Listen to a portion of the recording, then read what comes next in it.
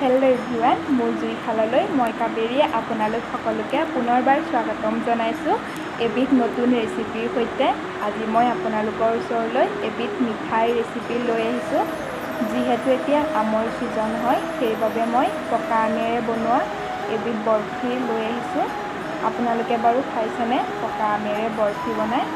খাবলৈ খুব সোৱাদ লগা হৈছিলে আৰু ঘৰতে খুব কম সময়তে আৰু খুব কম বস্তুৰে এই ৰেচিপিবিধ আপোনালোকে বনাই চাব পাৰে।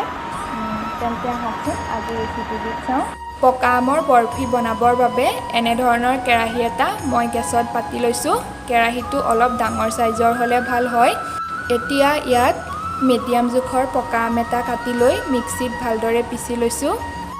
এতিয়া এইখিনি মই কেৰাহীত ঢালি দিছোঁ।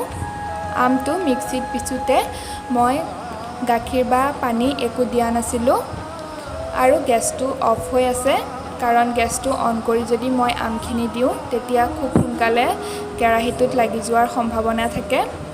ইয়াত এতিয়া পৰিমাণ অনুযায়ী মই চেনি দিছোঁ। চেনি মই 2 চামুচ দিছোঁ আৰু অকণমান নিমখ দিছোঁ, কাৰণ মিঠাৰ লগত যদি নিমখীয়া সোৱাদ এটা আহে তেতিয়া খাই ভাল লাগে। ইয়াত এতিয়া আধা গিলাচ গাখীৰৰ অলপ গাখীৰ ঢালি দিছোঁ আৰু গোটেইখিনি ভালদৰে মিহলাই লৈছোঁ। এতিয়া গেছটো অন কৰি এইখিনি ভালদৰে লৰাই আছোঁ, যাতে কেৰাহীটোত লাগি নাযায়। ইয়াত আকৌ এতিয়া অকণমান গাখীৰ ঢালি দিছোঁ। আকৌ আগৰ দৰে ভালদৰে লৰাই আছোঁ আৰু গেছটো মই মিডিয়ামত ৰাখিছোঁ। ইয়াত মই এইখন চামুচেৰে 1 চামুচ ময়দা ভালদৰে চালি লৈ পানী দি ভালদৰে ঘুটি মিশ্ৰণখিনি ঢালি দিছোঁ, যাতে এইখিনি আৰু অলপ ডাঠ হৈ যায়। এয়া চাওক, মিশ্ৰণখিনি অলপ গোটা বন্ধা নিচিনা হৈছে। এতিয়া এইখিনি আৰু অলপ ভালদৰে লৰাব লাগিব, যাতে গোটা বন্ধাখিনি নাইকিয়া হৈ যায়। এয়া চাওক, ক্ৰমান্বয়ে গোটা বন্ধাখিনি নাইকিয়া হৈ আহিছে আৰু এইখিনি ডাঠ হৈ আহিছে।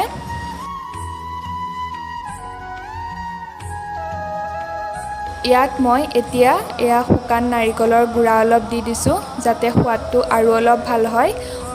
শুকান নাৰিকলৰ গুড়াটো অপশ্যনেল হয়। যদি আপোনালোকৰ শুকান নাৰিকলৰ গুড়া নাথাকে তেন্তে নিদিলেও হয়, আৰু ইয়াৰ সলনি আপোনালোকে গাই ঘিউ দিব পাৰে। মোৰ বৰ্তমান গাই ঘিউ নাই, সেইবাবে মই দিয়া নাই। এয়া চাওক, এইখিনি পূৰা ডাঠ হৈ আহিছে আৰু এনেদৰে ডাঠ হোৱাৰ পিছতেই এইখিনি মই এতিয়া ঠাণ্ডা হ'বৰ বাবে থৈ দিম, আৰু সেইবাবে গেছটো অফ কৰি অলপ ঠাণ্ডা হ'বৰ বাবে থৈ দিছোঁ। কিন্তু ইমান ঠাণ্ডা হ'বলৈকো নিদিওঁ, হাতেৰে চুব পৰা ঠাণ্ডা হ'লেই এইখিনি কাঢ়ি দিম।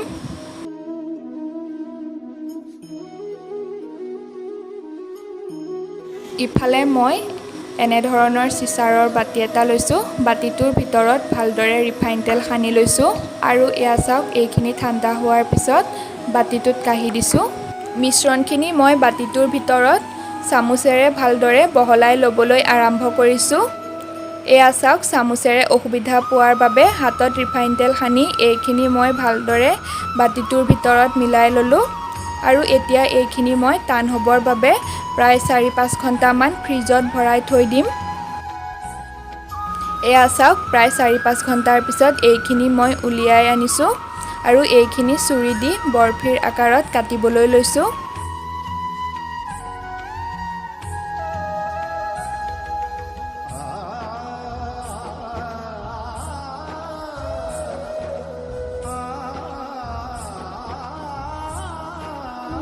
মন কৰকচোন, এইখিনি ইমান ভালদৰে বাতিটোৰ পৰা ওলাই আহিছে আৰু ইমান ছফ্ট হৈছে। এনেদৰে গোটেইখিনি বৰফি মই বাতিটোৰ পৰা উলিয়াই লৈছোঁ।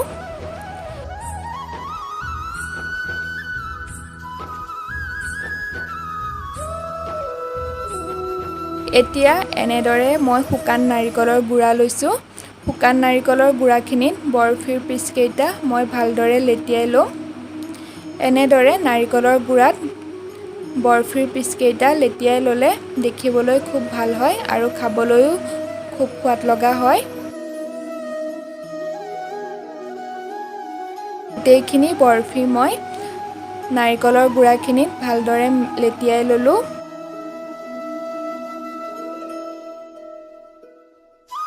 আৰু এয়া ৰেডি হৈ গ'ল আৰু মই পদিনা পাত দি চাৰিওফালে পৰিৱেশন কৰিছোঁ।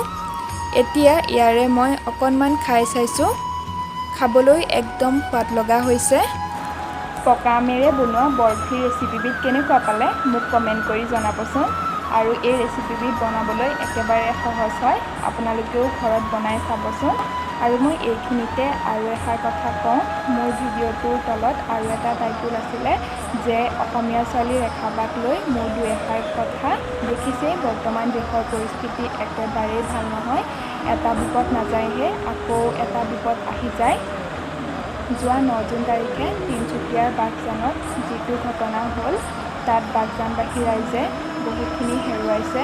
তেওঁলোকে তেওঁলোকৰ ঘৰ বাৰীৰ লগতে বহুতো মূল্যৱান বস্তু হেৰুৱাবলগীয়া হৈছে। মোৰ চৰকাৰলৈ এটাই আহ্বান, তেওঁলোকে যিখিনি হেৰুৱালে তাৰ যাতে সঠিক ক্ষতিপূৰণ সোনকালে পায়। লগতে অসমীয়া ছোৱালী ৰেখা বা আৰু ৰেখা বাৰ পৰিয়ালবৰ্গৰ লগতে সমূহ তিনিচুকীয়াবাসী ৰাইজৰ যাতে আৰু একো ভৱিষ্যতে অনিষ্ট নহয়, তাকেই মই ভগৱানৰ ওচৰত প্ৰাৰ্থনা কৰিছোঁ। মই বিচাৰিছোঁ যাতে এজাক শান্তিৰ বৰষুণ পৃথিৱীলৈ নামি আহক আৰু অশান্ত হৈ থকা পৃথিৱীখন আকৌ আগৰ দৰেই যাতে শান্ত হৈ পৰক, তাকেই মই কামনা কৰিছোঁ। তেন্তে আজিলৈ ভিডিঅ'টো ইমানতে